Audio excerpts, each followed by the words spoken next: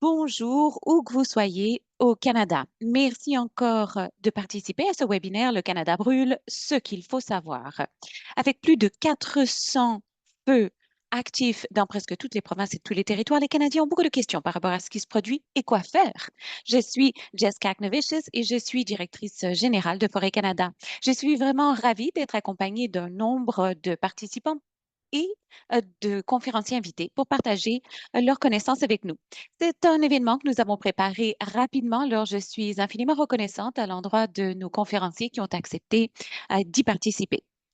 Du comportement des fois, l'écologie, la gestion forestière et l'intendance autochtone, l'objectif d'aujourd'hui est de vous donner l'information dont vous avez besoin pour mieux comprendre la situation d'aujourd'hui et que faire pour demain et au-delà. Alors, j'ai quelques questions d'ordre administratif à aborder, mais avant de ce faire, permettez-moi de partager mes diapositives.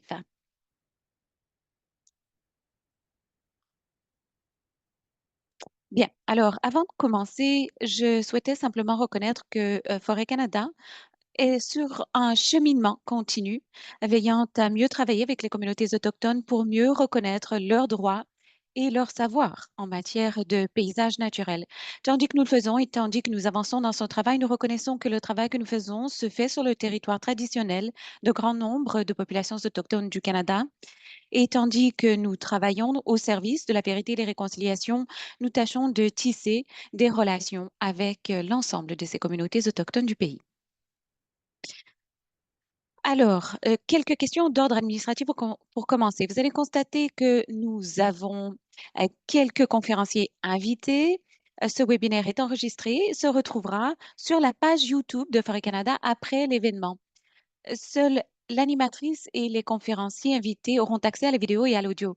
Alors, servez-vous du clavardoir si vous souhaitez poser des questions. Nous avons du personnel qui nous aide à faire le suivi de ces questions.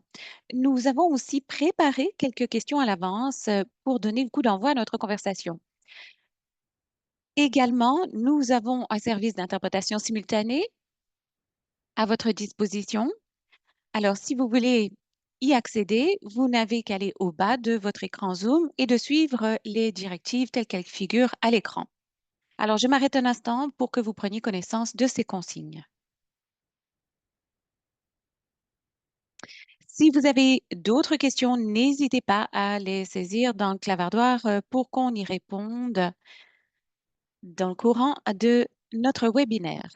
Alors, avant de présenter les conférenciers invités, je voulais vous donner un peu d'informations sur Forest Canada. Nous sommes un organisme sans but lucratif de bienfaisance pan-canadien qui vise à préserver les forêts d'aujourd'hui pour les générations à venir. Nous espérons le faire en conservant et en essaimant les forêts actuelles pour l'avenir de nos communautés. La raison pour laquelle nous avons organisé ce webinaire, c'est que nos donateurs, nos partisans, notre public veut savoir ce qui se produit dans le contexte des forêts et des feux de forêt du Canada. C'était donc l'occasion idéale pour nous d'approfondir ces questions pour évoquer cette année par rapport aux années précédentes.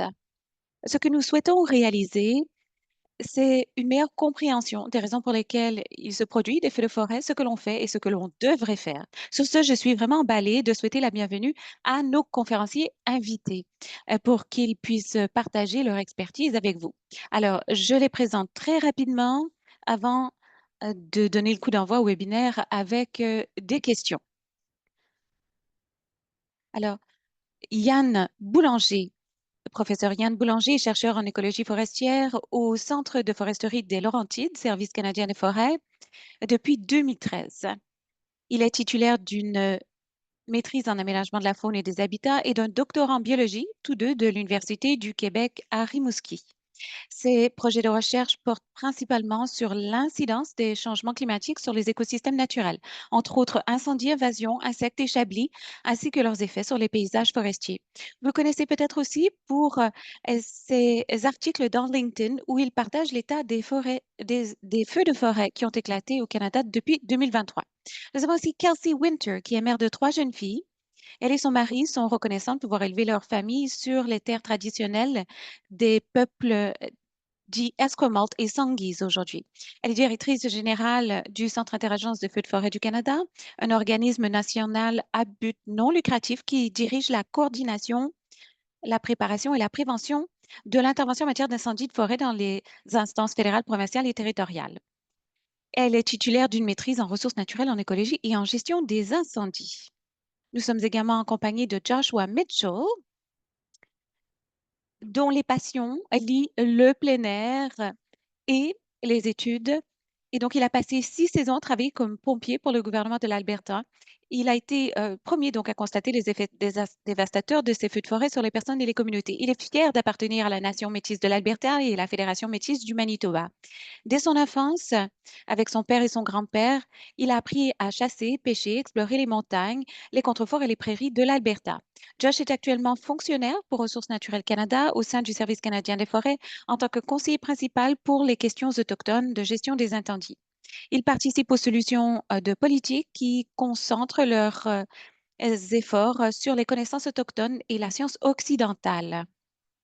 Et enfin, dernière mais non la moindre, Laurie Daniels, qui est titulaire de la chaire Corner du Center for Wildlife Coexistence de l'Université de la Colombie-Britannique et professeure d'écologie forestière.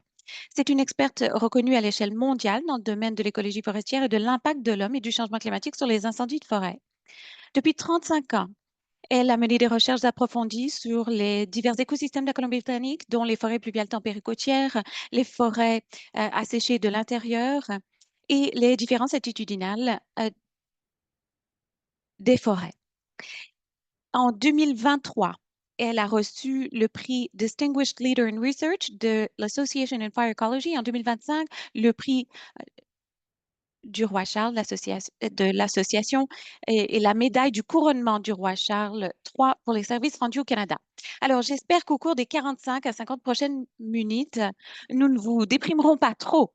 Je souhaite aussi présenter Val Desiel, qui est directrice des programmes de remise en état de Forêt Canada, qui est ici pour contribuer à la conversation d'aujourd'hui et animer la conversation avec moi. Alors, sur ce, nous souhaitons avoir une conversation libre et c'est la raison pour laquelle j'aimerais poser une question à Yann par rapport à la situation actuelle. Pour moi, en 2023, je m'appuyais beaucoup sur les connaissances de Yann et sur ses articles dans LinkedIn pour savoir ce qui se passait avec la saison des feux de forêt et ce qu'il fallait savoir, comment on réagissait. Alors, j'aimerais savoir de la part de Yann, quelle est la situation actuelle et comment cette année se compare-t-elle à 2023? Merci, Jess. Alors, que se produit-il? Beaucoup de choses. Comme vous le savez, nous sommes en pleine saison de feux de forêt. Selon les experts, nous avons plus de 4 millions d'hectares déjà qui brûlent à l'état actuel de la saison. En moyenne, bon, évidemment, la moyenne varie énormément d'une année sur l'autre, mais nous avons entre 2 et 2,5 millions d'hectares qui sont brûlés au Canada annuellement. Donc, nous avons déjà dépassé quasi du double ce chiffre. Et nous ne sommes qu'en juillet. Donc, la saison des feux de forêt bat son plein et elle a commencé très tôt. Et elle a commencé très fort, surtout au mois de mai. Donc, en 2025, nous avons déjà des feux de forêt en Saskatchewan, au Manitoba. Vous avez beaucoup entendu parler des évacuations. Énormément de gens ont dû être évacués et dans les semaines récentes, mais le feu brûle toujours dans ces provinces. Il y a aussi beaucoup d'activités euh, dans le nord-ouest de l'Ontario ainsi qu'en Colombie-Britannique, hein, surtout dans le nord-est de la province. Depuis 2 ou 3 semaines, il y a une augmentation des activités des feux de forêt dans le territoire du Yukon. Alors, pourquoi y a-t-il tant de feux cette année? Eh bien, c'est que nous avons eu un mois de mai extrêmement sec et très chaud également, et surtout dans les prairies. Dans certains endroits, en Saskatchewan et au Manitoba, il n'y a eu pas une goutte de pluie pendant de longues semaines, au mois de mai, même pendant une partie du mois d'avril. Les températures étaient très élevées, comme je le disais. Dans certaines régions, elles ont même atteint des températures à 5 degrés supérieures à la moyenne. Et une chose qui est étonnante et intéressante cette année, c'est que l'humidité relative était très faible dans certaines régions. Donc, nous avions des conditions sèches, chaudes. Évidemment, avec ces deux conditions, l'une dans l'autre, eh bien, elles sont très propices à l'éclatement de feux de forêt. D'ailleurs, que ces allumages soient naturels ou non. Ces feux se répandent extrêmement rapidement. Et c'est ce qui s'est produit au mois de mai. Vous vous rappelez peut-être, à la mi-mai, la température atteint 37 degrés à Winnipeg. Et conséquemment, les feux de forêt ont pris énormément d'ampleur pendant cette période. C'est un peu différent de ce qu'on avait observé en 2023, car en 2023, de nouveau, les conditions étaient très sèches, très propices au feu. Or, elles étaient observées à l'échelle du pays, d'un océan à l'autre, euh, également. Donc, nous avions des conditions persistantes, étendues, ces conditions de sécheresse, comme je le disais, de la fin avril jusqu'au début du mois d'octobre. Pour vous donner un exemple, le jour le plus occupé du point de vue de l'activité des feux de forêt, c'était en septembre. Je crois que c'était le 22 septembre. 5 000 hectares qui ont brûlé en une seule journée. Donc, c'était bien différent de cette année. Et en 2023, presque 15 millions d'hectares ont brûlé cette année-là. 2 fois le record précédent qui remontait à 1989 ou 1995 selon l'ensemble de données sur lesquelles on s'appuie. Mais on peut s'entendre pour dire que beaucoup de territoires a brûlé. Cette année, on a observé des conditions semblables à 2023, mais depuis quelques semaines, il y a des précipitations en Saskatchewan et au Manitoba, donc les conditions sont un peu moins propices à l'allumage de feu, mais il y a toujours certains incendies qui ne sont pas maîtrisés. Et dans certains cas, ce qui est fort étonnant, c'est que c'est l'ampleur de ces incendies. Quand je parle de leur ampleur, ils sont colossaux. Vous avez sans doute entendu parler du feu qui fait rage au milieu de la Saskatchewan, qu'on appelle chou. On parle de presque 7 000 hectares pour le moment et d'autres feux au Manitoba qui représentent 500 000 hectares. Donc, il s'agit d'énormes feux, donc de 500 à 700 000 hectares. Nous n'avons pas un grand nombre d'incendies en termes de chiffres, mais la superficie est énorme. Ce sont d'excellentes statistiques, peut-être moins d'incendies, mais dont la superficie est beaucoup plus importante, ce qui présente un risque important pour le Canada. Alors, lorsque j'ai d'abord rencontré Joshua à notre conférence en 2024, il m'a un peu parlé de son expérience des feux de forêt. Ce que nous savons de ces feux de forêt s'appuie, entre autres, sur les perspectives sur le terrain. Quelles sont vos perspectives, vous, comme pompier forestier? Merci, merci Jess.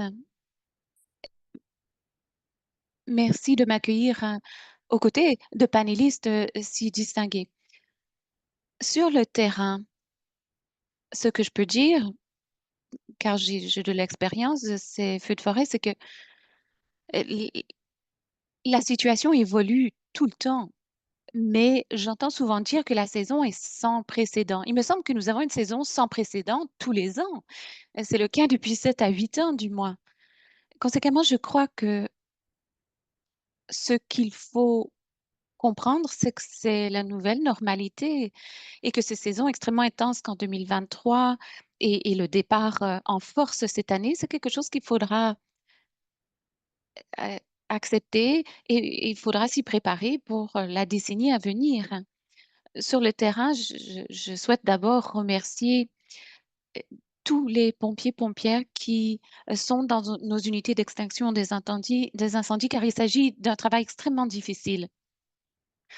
On est sur le qui-vive pendant des années et puis d'un coup, on se met à travailler 14 heures par jour, à vivre dans une tente ou vivant dans une communauté très éloignée où on n'a plus, quasi plus de contact avec sa famille. Ça peut être très drainant sur le plan physique, mais aussi mental. Ce genre d'activité extrêmement intense, c'est quelque chose qui mène souvent au surmenage. Et je dois dire, j'ai travaillé en Alberta dans le district Rocky Mountain House. Et c'est une des choses que j'ai dites à ma mère lorsque j'ai choisi ce métier. J'ai dit, personne n'a jamais été blessé, ou encore moins tué depuis je ne sais plus combien de décennies. J'ai commencé en 2015 pour vous donner une idée.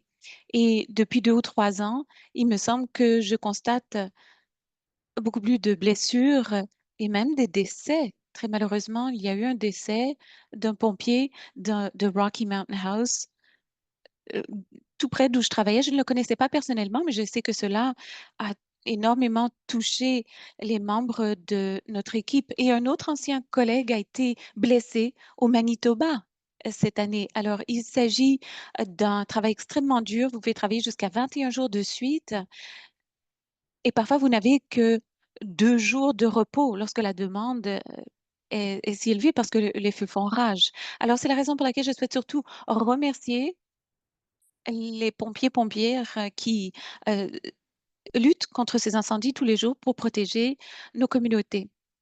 Alors, il y a beaucoup de choses à envisager quand on songe à ce genre de métier. Vous savez, ça attire beaucoup de gens qui aiment le plein air, qui aiment les airs sauvages. Souvent, c'est un travail saisonnier. Je crois que la Colombie-Britannique est la seule province qui ait des postes à temps complet pour les pompiers forestiers. Et je dois dire que c'est quelque chose qui devrait sans doute changer, simplement parce que lorsqu'on n'a pas l'occasion d'avoir un emploi à temps complet euh, toute l'année durant, ça signifie que vous perdez des avantages sociaux, que vous perdez des gens qui sont passionnés et compétents. Et je sais qu'avoir des gens qui ont peu d'expérience, qui luttent contre ces incendies qui font rage, c'est extrêmement difficile. Il faut tâcher d'assurer une meilleure rétention du personnel compétent et aguerri. Je pense qu'il faut faire un meilleur travail à l'échelle du Canada. Ce n'est pas un enjeu provincial, pas du tout. Alors, c'est une chose à laquelle il faut s'attendre, ces feux de forêt. Et j'espère que on continuera de mieux préparer nos communautés à l'échelle du Canada, quelle que soit la province ou le territoire, avec les meilleurs pompiers et pompières disponibles. Je remercie de nouveau à tous ceux qui se battent pour nous tous les jours. Oui, merci Joshua de l'avoir reconnu. Et l'important travail réalisé par les pompiers et pompières, un travail extrêmement effrayant, comme vous le disiez, mais nécessaire. Merci de nous avoir expliqué à quoi ça ressemble que de lutter contre ces incendies sur le terrain. Laurie, Yann a un peu parlé des changements climatiques qui ont un impact sur les feux de forêt au Canada. Je me demande aussi quels sont les autres facteurs qui contribuent à ces feux et qu'est-ce que le paradoxe de l'extinction des incendies? Oui, alors ce qu'on sait, c'est que les feux de forêt sont extrêmement complexes. Je suis toujours fascinée quand je vais en ligne et même dans les médias. Ils essaient de toujours déterminer s'il s'agit de gestion des forêts ou des changements climatiques, comme si c'était l'un ou l'autre, mais en fait, c'est les deux. Et c'est aussi la façon dont la société interagit avec les feux et vit dans ces endroits qui sont extrêmement propices au feu. Nous savons que il faut protéger les écosystèmes et les communautés et qu'il faut éviter les incendies le plus possible car les incendies sont extrêmement négatifs et délétères pour l'écosystème. Ce que cela omet, en fait, c'est l'importance des incendies pour le renouvellement de l'écosystème, l'importance du feu pour les communautés autochtones et comment les incendies ont façonné le Canada. Alors malheureusement, Il y a un peu d'ironie, c'est que notre réussite en termes d'extinction des incendies contribue au problème que l'on observe aujourd'hui. Nous avons si bien réussi à éteindre des feux, à les déceler et à les éteindre que cela renforce cette idée que tout feu est mauvais. Car nous tous, dans le public et en ligne, dans le contexte de ce panel, nous n'avons vécu que les 10 premiers pourcents de feux qui brûlent en dépit des efforts d'extinction. On le décrivait, il faut des conditions sèches, extrêmement venteuses, et cela a un impact colossal sur les écosystèmes et les communautés. Mais les 90% des feux qui brûlent au printemps, à l'automne, à faible intensité, ce sont les incendies qu'on arrive à facilement éteindre. Alors nous voici dans cette situation où on a tous vu aux nouvelles ou observé, même de visu, ces énormes feux qui ont un impact extrêmement négatif et qui renforcent cette idée à l'effet que tout feu est mauvais. Or, les 90% des feux que nous éteignons, ce sont ceux qui créent la diversité de nos forêts, qui encouragent la biodiversité et qui créent cette hétérogénéité qui permettent à diverses espèces de survivre et qui permettent de limiter les feux qui font rage, qu'on n'arrive plus à contrôler. Alors, en éteignant si bien les feux, nous avons contribué au problème. C'est ça le paradoxe.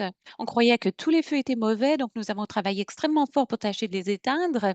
Et la conséquence inattendue et non voulue, c'est que nos feux ont augmenté, nos forêts plutôt ont augmenté en combustible, de sorte qu'elles sont beaucoup plus sujettes à ces incendies de forêt. Et le caractère très combustible des forêts permet à ces feux de prendre énormément d'ampleur et ils sont extrêmement difficiles à contrôler. Cela est un cercle vicieux. Alors, voici le double paradoxe. Le premier paradoxe, c'est les conséquences inattendues. Tandis qu'on éteint des feux, on pense sauver notre écosystème et nos collectivités, mais on rend les feux plus intenses et ils créent des dommages plus importants pour la société. Le double paradoxe, c'est ensuite de corriger le problème. Eh bien, il faut assurer des feux qui brûlent pendant les années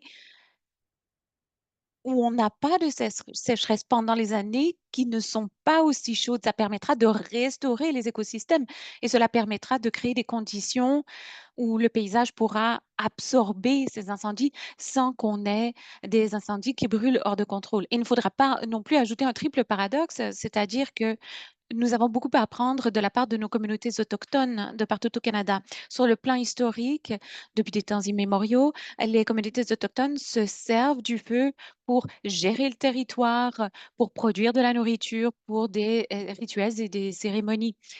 Donc, en travaillant avec les partenaires autochtones, nous pouvons nous renseigner sur ces pratiques et les combiner à la science occidentale pour mieux protéger les forêts de tout le Canada. C'est une occasion emballante pour nous d'essayer de nous adapter au genre de climat que nous vivons aujourd'hui. Merci beaucoup, Laurie. Et d'ailleurs, je pense que Joshua nous parlera dans quelques instants des pratiques autochtones. Mais tandis que vous parliez, cela m'a rappelé les messages de notre enfance sur les feux. Je sais qu'il faut peut-être revoir les messages que l'on communique à nos enfants pour qu'ils ne craignent pas autant peut-être les feux de forêt. Alors, Kelsey, c'est peut-être l'occasion pour vous de nous dire quelques mots sur ce que vous faites au sein de votre organisation et ce que vous faites pour réagir aux états d'urgence et lorsque vous tâchez d'éteigner les feux. Euh, Quand choisissez-vous aussi de laisser certains feux brûler? Merci, Jess. Alors, notre rôle est de coordonner les services d'urgence à l'échelle du Canada, mais c'est surtout lorsque les provinces et territoires ont besoin d'une aide supplémentaire. Chaque province, chaque territoire a le contrôle de ses ressources et prend ses décisions par rapport à où, comment réagir. Mais lorsque les incendies excèdent les capacités des provinces et territoires, ils envoient une demande au centre et c'est à ce moment-là que le centre euh, réunit toutes les ressources nécessaires, qu'il s'agisse de personnel ou d'équipement. Comment choisir d'envoyer ces ressources, eh bien, cela s'appuie sur divers facteurs. Par exemple, comme Laurie le disait, on se penche sur le comportement du feu, sur les risques prévus, sur la disponibilité des ressources. Est-ce qu'on peut prendre des ressources où il y a moins de besoins et les déplacer vers des endroits où les ressources sont trop peu importantes? On tâche d'évaluer les risques, entre autres l'infrastructure essentielle ou alors les zones sensibles sur le plan écologique. Et enfin, nous nous servons aussi d'un système d'établissement de priorité pan-canadien. Cela est mis à jour quotidiennement et c'est orienté par des accords que nous avons avec les provinces, territoires, mais également avec des partenaires internationaux. Alors, essentiellement, il s'agit d'un processus collaboratif. C'est véritablement la force du Canada. Nous appuyons sur des partenariats extrêmement utiles, sur des renseignements en temps voulu obtenus de ces partenaires de Ressources naturelles Canada et aussi cet engagement partagé visant à protéger le territoire et ses habitants partout au Canada. Vous avez demandé si tous les feux de forêt étaient une urgence. Laurie a bien préparé le terrain. Elle a raison. Non, ce n'est pas chaque feu qui gagne à être éteint. Parfois, l'extinction est tout à fait le contraire de ce qu'il faut faire si on veut prendre une bonne décision sur le plan écologique. Par exemple, des feux dans des régions éloignées qui ne présentent pas une menace aux infrastructures ou aux gens, un feu qui permet d'éliminer une partie du combustible accumulé dans les forêts. Dans ces cas-là, nous pouvons effectivement, avec un suivi soigné, créer un environnement euh, moins propice aux incendies en laissant les feux brûler. Alors, on pose des questions, par exemple, sur les conséquences à long terme, les risques à court terme. On s'appuie énormément au Canada sur la préparation, la planification. Alors, les instances qui repèrent des zones bien avant la saison des feux de forêt pour nous dire clairement où il faut laisser brûler certains feux. On peut laisser les feux brûler en collaboration, évidemment, avec les populations autochtones et les gouvernements locaux. Et d'ailleurs, c'est une des forces du système canadien, la communication et la transparence. Alors, si on choisit de surveiller un feu plutôt que l'éteindre, on doit expliquer au public pourquoi, au grand public, pourquoi il n'est pas préférable d'éteindre les feux. Il faut être honnête et transparent par rapport à nos méthodes. C'est la raison pour laquelle on essaie de présenter ces rapports sur le site Internet du centre euh, pour expliquer au public que nous avons délibérément choisi de ne pas intervenir dans le contexte d'un tel feu. Mais au final, mes prédécesseurs l'ont tous dit, c'est appuyé sur les risques, c'est évolutif. Vous savez, les feux de forêt font partie de notre paysage et la gestion des feux signifie savoir quand lutter contre les incendies et quand les laisser brûler, hein, car, euh, comme on le disait, ils sont parfois salutaires pour les écosystèmes. Vous avez parlé de collaboration internationale. Pouvez-vous nous expliquer comment cela fonctionne? Comment travaillez-vous à l'échelle internationale à la lutte contre les feux de forêt? Oui, eh bien, si vous prenez les nouvelles, vous savez que nous ne sommes pas les seuls à avoir un problème. J'ai entendu que la Syrie ce matin et d'autres pays ont de gros défis en matière de feux de forêt cette année. Nous avons un appel à l'assistance internationale depuis la fin mai ici, début juin, et ça, c'est quelque chose qui, sur le plan historique, est rare. Je parlais à mes homologues de l'Australie il y a quelques temps. On les appelle tous les ans maintenant, alors que c'était rarement le cas autrefois. À présent, nous sommes unis dans notre lutte contre les incendies où qu'ils se trouvent. Comme Josh le disait, on se concentre énormément sur notre capacité intérieure, mais il faut aussi créer des partenariats internationaux. Alors, un rôle joué par le Centre Interagence, c'est de maintenir ces liens avec nos partenaires par exemple, de l'Amérique latine, de l'Océanie ainsi qu'en Europe et évidemment aux États-Unis. Nous avons beaucoup d'aide de la part des États-Unis cette année. Il s'agit d'avoir des plans en place avant le début de la saison, de sorte que lorsque nous sommes dans le besoin, que nous n'avons pas suffisamment de ressources pour lutter contre ces énormes incendies, que nous pouvons faire appel à ces ressources supplémentaires.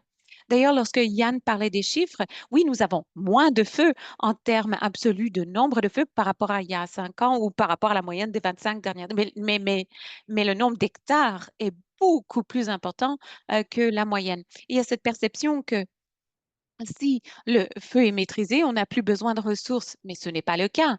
Quand le feu a une telle ampleur, comme ce qu'on voit dans les prairies, il y a 700 000 hectares qui brûlent pour le moment, on a toujours besoin de ressources, même lorsque ces feux sont maîtrisés. Cela draine énormément les ressources et c'est salutaire de pouvoir s'appuyer sur des partenaires. Évidemment, on leur rend l'appareil lorsqu'ils sont dans le besoin aussi. Merci. Alors, je vais revenir vers Joshua. Laurie a un peu parlé de l'importance du savoir autochtone dans la gestion des incendies. Pouvez-vous nous expliquer de quoi il s'agit et qu'est-ce qu'on peut envisager peut-être pour l'avenir de ce côté? Oui, volontiers. Alors, lorsqu'on parle de gestion des incendies par les Autochtones, c'est un éventail de pratiques qui sont éclairées par le savoir autochtone, autochtone qui est le cumul de millénaires d'informations, de renseignements, et sont les moyens par lesquels les Autochtones, depuis toujours, luttent contre les incendies et, et utilisent ces bienfaits. Alors, nous avons énormément d'objectifs communs avec euh, ceux des agences provinciales, territoriales, mais aussi du centre interagence. Donc, la gestion des incendies telles qu'elles se font par les Autochtones sont des activités d'extinction, mais de gestion aussi incendie. Comme Laurie le disait, depuis des temps immémoriaux, les groupes autochtones se servent du feu pour une kyrielle de raisons. L'intendance faite par les Autochtones est moderne également. On parle souvent de savoir autochtone traditionnel. Ce n'est pas le terme que nous employons nous-mêmes, car les connaissances des Autochtones en matière d'incendie est adaptable, évolutive, et donc cela s'appuie sur des connaissances modernes également. Il y a des feux contrôlés, il y a des feux prescrits tels qu'on les appelle, et essentiellement, il s'agit tout simplement d'être proactif, de devancer les effets du feu en contrôlant les effets avec ces brûlages dirigés pour avoir également un plus petit impact sur l'environnement avec des émissions carbone inférieures. Cela permet aussi d'encourager la survie de des écosystèmes et cela permet de préserver les cultures autochtones et nous atteignons par ce fait même également les mêmes objectifs que les agences et interagences que j'ai citées antérieurement, visant à éteindre les feux qui ne sont pas maîtrisés. Il y a de plus en plus de groupes autochtones et de programmes de gestion des incendies qui s'appuient sur des connaissances autochtones. C'est quelque chose qui n'était pas permis, même interdit dans le passé au Canada. Et je pense que cela a contribué à certains des problèmes associés à l'extinction des incendies que nous avons parce que nous avons permis au combustible de s'accumuler dans nos forêts. Alors, si on pense à la gestion des incendies par les Autochtones, elle encourage les activités auxquelles on travaille pour le moment. Le Canada a beaucoup d'idées pour la participation du grand public sur le plan de la résilience, pour créer des communautés plus résilientes, autochtones et non autochtones, pour qu'elles puissent survivre au feu. Et je pense que la gestion des incendies par les autochtones est un élément essentiel à cela. Et je pense que c'est la combinaison de la science occidentale et des connaissances autochtones qui nous permettront d'avoir les meilleurs résultats en matière de prévention et d'atténuation des incendies. Je pense qu'il y a énormément d'applications potentielles. Et je suis de plus en plus emballée d'ailleurs que l'on fasse appel au savoir autochtone. Et j'espère que on pourra de plus en plus combiner ces deux grands écosystèmes de connaissances pour que le Canada soit de plus en plus résilient, car ces feux de forêt sont ici pour rester. Il faudra accepter de s'y adapter, hein, s'adapter à cet environnement propice au déclenchement d'incendies. Merci. Nous avons reçu des questions. Je sais qu'on parle beaucoup de l'importance des connaissances autochtones, hein, des passeurs de savoir. Il y a de plus en plus de public qui s'y intéresse. Vous avez parlé de la technologie rapidement. Alors, je vous pose la question, vous pouvez répondre comme vous le sentez. Quel est le rôle de la technologie dans les feux d'aujourd'hui? Comment s'en sert-on? Est-ce que quelqu'un aurait quelques exemples innovants à partager en matière de technologie d'incendie ou de technologie, par exemple, de repérage, de gestion? Et si vous avez quelque chose à ajouter, n'hésitez pas. Bon, je me lance, si vous permettez. Je vais couper l'herbe sous le pied de mes copanélistes. C'est une excellente question. Quand on pense à la technologie et au feu, vous savez, moi, mon rôle est un rôle extrêmement opérationnel et on pense souvent aux drones, aux hélicoptères, aux avions, qui jouent un rôle important, oui, mais quand je pense à la technologie, moi, et d'ailleurs, je pense que Yann pourra nous parler du point de vue du Service canadien des forêts, mais c'est dans l'identification des risques, la schématisation des risques, les données communautaires. Cela permet d'aider les décideurs des niveaux municipal, communautaire, jusqu'au niveau fédéral à comprendre ce à quoi on est confronté pour nous aider à prendre des décisions éclairées par les données probantes pour répondre à l'appel. Euh, Comme Josh le disait, il faut apprendre à vivre avec le feu. Il est ici pour rester. Et je pense que la technologie nous aide à apprendre plus rapidement et avoir un plus grand impact. Alors oui, la technologie aura un rôle important, que ce soit dans la lutte aérienne et dans les euh, moyens techniques d'extinction, mais je pense aussi au repérage et aux données. Ça permet aux décideurs d'avoir accès à de meilleures données. Yann, vous avez quelque chose à ajouter?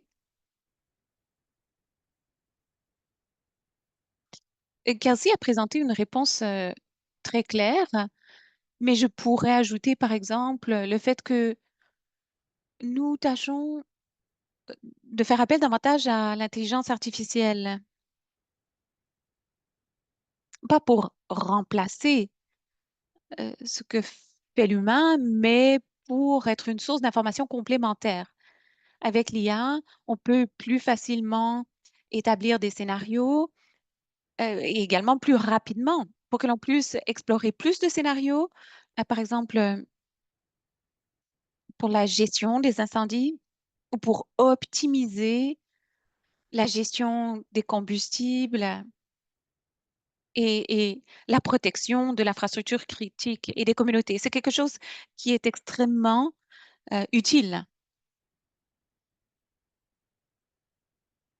Et à l'avenir, en 2029, nous aurons une mission satellite qui nous permettra de mieux évaluer l'évaluation, mieux évaluer l'activité euh, des feux au Canada. Le satellite nous permet de survoler tout le pays et de mesurer l'impact des incendies. Alors oui, il y a énormément d'applications. Il y a beaucoup de défis à relever, évidemment, mais ces nouveaux outils sont extrêmement salutaires. C'est intéressant d'entendre que l'intelligence artificielle est également présente dans ce domaine. Alors, je sais que certaines des questions ont déjà fait l'objet de réponses. Merci Yann d'y avoir répondu. J'ai déjà entendu la thématique bon, il faudra accepter de vivre avec les feux de forêt. Alors, Laurie, vous travaillez justement pour le centre de la coexistence avec les feux de forêt. Qu'est-ce que ça signifie? Merci, Jess. Alors, quelle question délicate, elle regroupe un, un questionnement existentiel pour les sociétés d'actuelles. Lorsque nous ne sommes pas confrontés à des feux de forêt, nous sommes confrontés à leur fumée. C'est une réalité qui ne disparaîtra pas. Euh, Depuis une décennie, nous avons une augmentation des feux de forêt. Euh, On a de plus en plus de journées à risque élevé et de plus en plus d'impact sur notre société. On se sert d'une technologie moderne, comme on le disait, pour déceler les incendies, pour savoir où nous sommes les plus vulnérables et pour commencer à planifier la saison suivante pour mieux se prémunir. Et il est important de protéger les communautés et les résidences. Mais comment également coexister avec les feux de forêt? Il s'agit pour nous de revoir la gestion des forêts au Canada, de renforcer la résilience au changement climatique. Bon, je sais que dans les questions, on pose beaucoup de questions sur l'impact des changements climatiques sur les forêts. Ce n'est pas seulement dans les feux, mais dans les insectes, les pathogènes. Tout cela évolue, cela euh, crée des combustibles et a un impact sur la santé de nos forêts. Certaines de nos forêts sont beaucoup plus sujettes aux feux de forêt aujourd'hui qu'elles ne l'étaient dans le passé. Il faut donc gérer ces forêts autrement. Nous apprenons, chemin faisant, que les choses que nous avons faites dans le passé pour nous adapter au changement climatique, certaines de ces choses pour gérer les feux de forêt et la gestion du territoire ont contribué, en fait, aux impacts les plus délétères des feux de forêt. Alors, pour coexister, il faut apprendre du passé, il faut corriger les erreurs du passé et il faut penser à des moyens d'être plus proactifs, d'atténuer le potentiel de ces feux de forêt, surtout sur nos communautés, mais aussi comment mieux gérer nos forêts afin qu'elles soient plus résilientes. Alors, cette coexistence, la coexistence, la coexistence, c'est précisément ce que je gère. Je veux que mes enfants et mes petits-enfants comprennent que les feux peuvent être salutaires, qu'ils ne posent pas toujours un risque pour les communautés et les écosystèmes. Il faudra des décennies pour changer les états d'esprit, mais nos écosystèmes pourront un jour absorber les feux de forêt si on fait les choses correctement. Il faudra accepter que les feux de forêt font partie de notre écosystème. Il faudra que nos communautés, cependant, soient protégées. Et donc, c'est une approche qui exige que toute la société y mette l'épaule à la roue, des résidents à la communauté jusqu'à tous les organes gouvernementaux, dont les interventions en cas d'urgence et l'extinction des incendies lorsque c'est absolument nécessaire, mais aussi la gestion du territoire lorsque c'est possible. Oui, c'est vrai, tout le monde a un rôle à jouer. Et d'ailleurs, nous y viendrons dans un instant. Yann, je vais vous mettre sur la sellette parce que je vous vois taper une réponse. Cela concerne le rôle de la gestion de la forêt. Qu'est-ce que vous observez de votre côté? Quel est le rôle de la gestion de la forêt pour atténuer l'impact des feux de forêt à l'avenir? Oui, c'est important. Écoutez, ce n'est pas une panacée, mais cela peut servir à diminuer les périls associés au feu. On sait que certaines pratiques de gestion créent des feux plus intenses, hein. Alors, les conifères, par exemple, sont beaucoup plus susceptibles aux feux de forêt que les feuillus. Alors, c'est une chose que l'on sait, mais on sait aussi, surtout dans l'est du pays,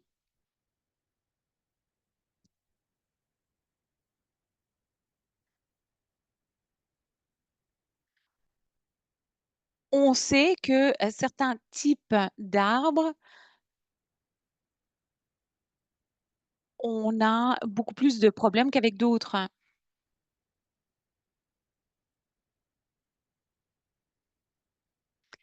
La récolte ne réduit pas forcément assez le risque pour la forêt. Alors, depuis quelques décennies, on a vu beaucoup de récoltes dans la forêt boréale, entre autres au Québec. Et on sait qu'en dépit de cela, des, des feux font rage, même lorsqu'on a récolté. On a parfois des feux à forte intensité malgré ces récoltes, ce qui signifie que l'écosystème devient beaucoup plus fragile. Il y a un échec de la régénération parce que les arbres qui repoussent après une récolte ou après les feux ne sont pas forcément assez âgés lorsqu'il y a un deuxième problème comme un autre incendie. Alors, parfois, il y a un échec de régénération.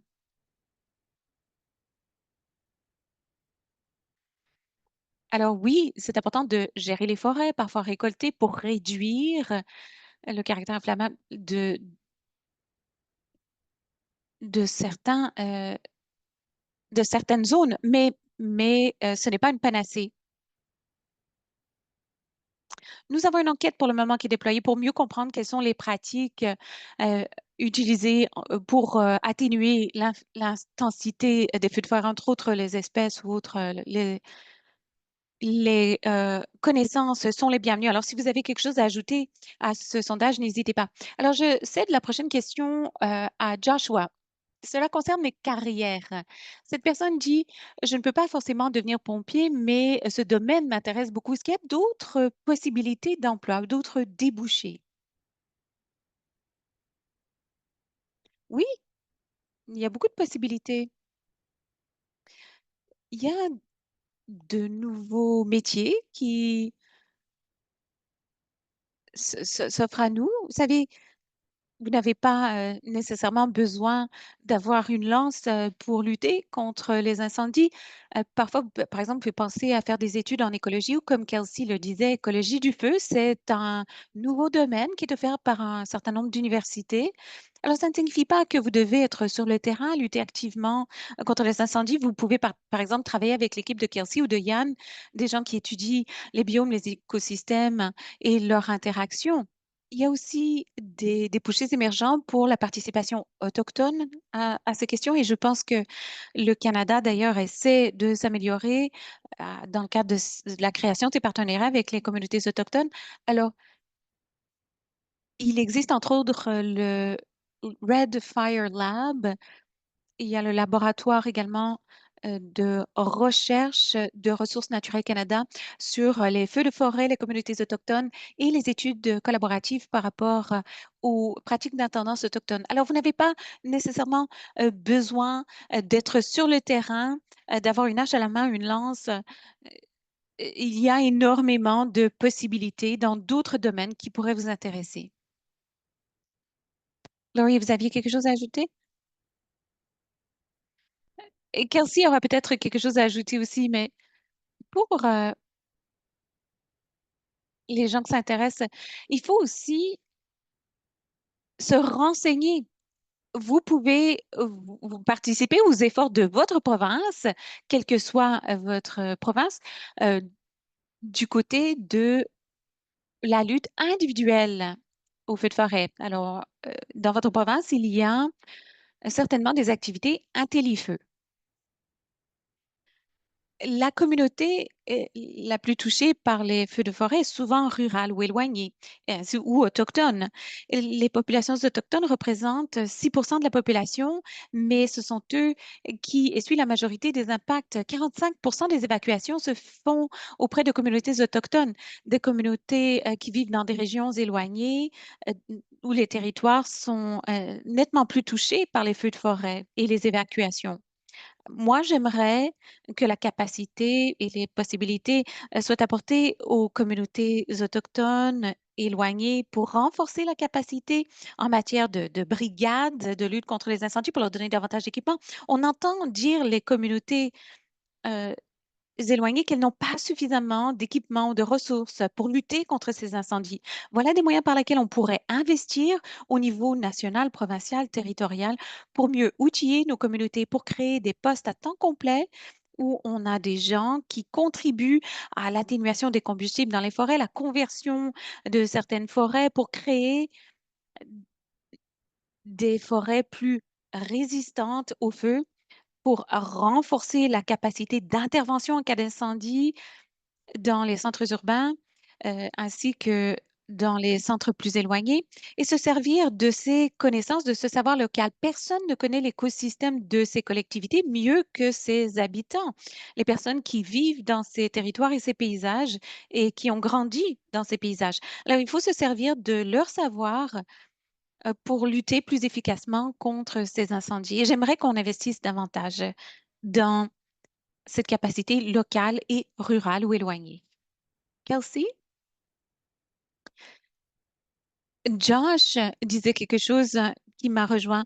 Il a parlé du fait qu'il voulait d'abord saluer les pompiers et pompières qui travaillent sur le terrain. Il y a beaucoup de gens qui appuient ces pompiers et pompières, mais qui ne sont pas forcément sur le terrain. Vous avez une légion de personnes qui participent à la logistique dans les coulisses. Ce ne sont pas forcément des gens qui ont, comme le disait Josh, la lance à la main.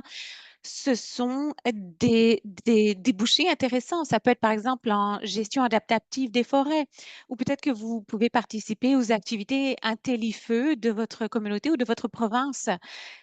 Lutter contre les incendies, cela ne signifie pas forcément porter l'équipement d'un pompier. La science, la modélisation, il y a une foule de possibilités. Et pour rebondir sur ce que disait Laurie, ou un certain nombre de panélistes ont dit, chacun d'entre nous doit comprendre ses risques et ce qu'il peut faire individuellement. J'aime beaucoup l'idée de coexister. C'est pas seulement qu'on doit coexister avec le feu, comme Laurie le disait si bien, mais coexister ensemble aussi. Donc, trouver le moyen pour tous les organismes, toutes les organisations de mieux travailler ensemble en déboulonnant les mythes et en éliminant les cloisons qui les séparent. Yann? Non? Bon, je croyais que vous aviez quelque chose à ajouter. Bon, alors il nous reste environ 7 minutes pour avoir une autre question qui rejoint un nombre de questions posées dans la foire aux questions. Laurie, vous avez parlé d'un télifeu. Comment les gouvernements investissent-ils dans ce mouvement visant à lutter contre ces feux de forêt? À quoi est-ce que ça ressemble dans les communautés, dans les municipalités? Qu'est-ce qui s'est fait depuis environ un an? Grande question. Alors, je vais tâcher de répondre rapidement. On comprend de plus en plus que le travail ne peut pas se faire exclusivement dans le forêt, il doit se faire dans l'environnement bâti. Et c'est là où les programmes à Télifeu jouent un rôle aussi important. Cela permet d'habiliter les gens au niveau communautaire et au niveau municipal pour qu'ils apportent les changements nécessaires dans leur collectivité pour mieux défendre leur communauté. Parfois, c'est une question simplement de renseignement, d'éducation. Vous avez parlé d'une éventuelle nouvelle mascotte. Est-ce que vous connaissez la mascotte d'un Télifeu? Connaissez-vous son message? Peut-être que non. Et donc, il est important d'avoir cet engagement communautaire. Alors, même si c'est un engagement communautaire, un Télifeu, il s'agit d'outiller les euh, résidents, des propriétaires individuels de résidence pour qu'ils sachent lutter contre les incendies eux-mêmes. Ressources naturelles Canada a beaucoup investi pour aider les provinces et territoires à renforcer ces capacités et pour aider les collectivités en matière de résilience. Et cela se fait par l'entremise du programme Télifeu résidentiel.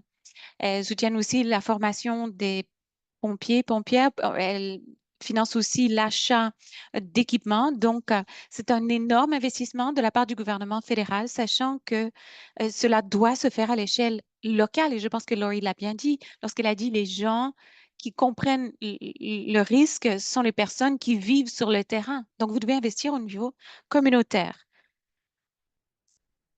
Le site Internet est très facile à trouver, intellifeu.ca.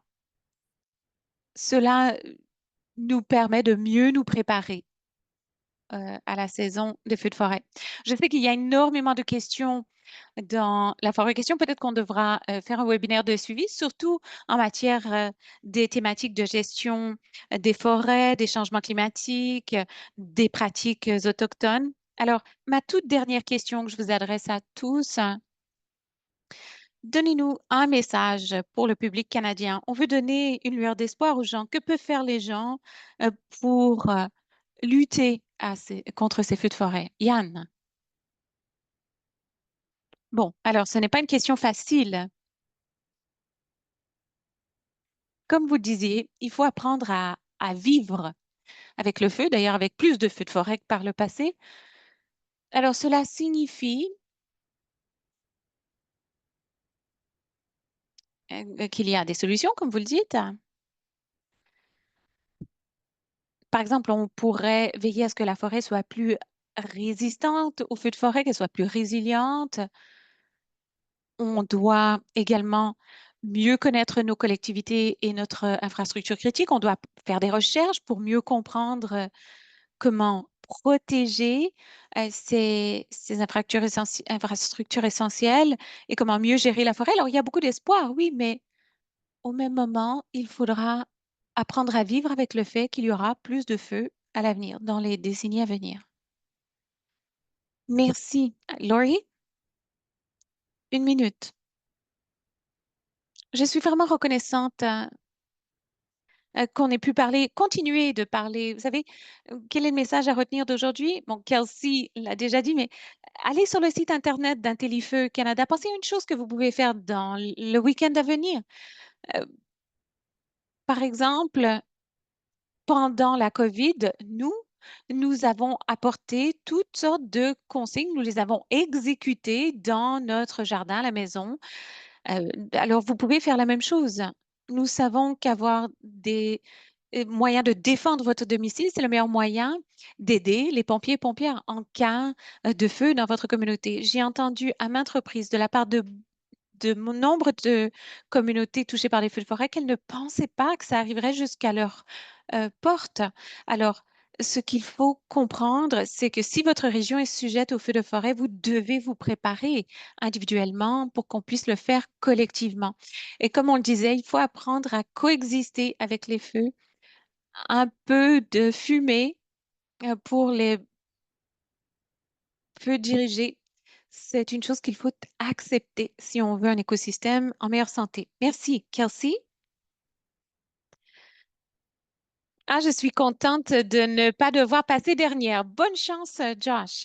Alors, je pense que nous avons très bien compris que les feux de forêt seront plus fréquents, qui font partie de la vie au Canada à présent. Mais comme Laurie le disait, ça n'a pas besoin d'être une catastrophe, hein. Comme Canadiens, on a tous un rôle à jouer pour avoir un environnement plus résistant aux feux. Il s'agit de comprendre ces risques, de préparer son environnement, d'avoir un plan, parce que ça pourrait se produire chez vous aussi. Mais pour vous donner un peu d'espoir, si on le fait tous, hein, ça nous permettra d'être plus résistants. Il faut avoir des politiques qui nous permettent de préparer nos communautés. Vous savez, au risque de reprendre les propos de Bonnie Henry pendant la COVID, je dirais restez bienveillants.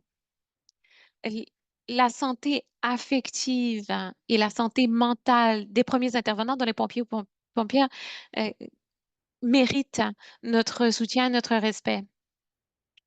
Alors oui, essayez de vous renseigner, mais demeurez bienveillant. Merci, Kelsey. Josh, vous avez le dernier mot. Bon, bon, toute la pression est sur moi. Une chose que j'aimerais rappeler à notre public, c'est qu'on a droit d'être optimiste. On sait que ces feux de forêt euh, empirent, mais je vois beaucoup de travail proactif qui se fait sur le terrain, dont une place à l'intendance autochtone, une chose qu'on n'aurait pas évoquée dans les années 80 ou 90. Nous voici aujourd'hui, nous avons des conversations qui font appel à l'ensemble des acteurs de la communauté. Comme Laurie le disait, il y a un téléfeu, quelque chose qui a fait ses preuves. C'est efficace. Plus les gens participent à ce genre de méthodes d'adaptation au changement climatique, mieux on se portera tous. Et de mon point de vue, comme conseiller en matière de politique, je pense que les politiques du Canada commencent à se concentrer sur ces questions et nous avons commencé à créer des partenariats avec les provinces et les territoires, ainsi qu'avec les communautés autochtones. Et à, c'est quelque chose à saluer. Il y a de l'espoir.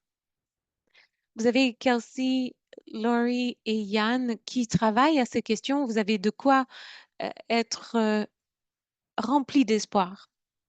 J'essaie de répondre moi aussi aux questions qui sont dans le clavardoir, mais c'est difficile de tout faire parler, répondre aux questions. Je tâche de répondre, mais merci infiniment de les avoir posées. Je pense qu'on a de quoi être positif. Merci, Josh. Il y a beaucoup d'intérêt pour la conversation.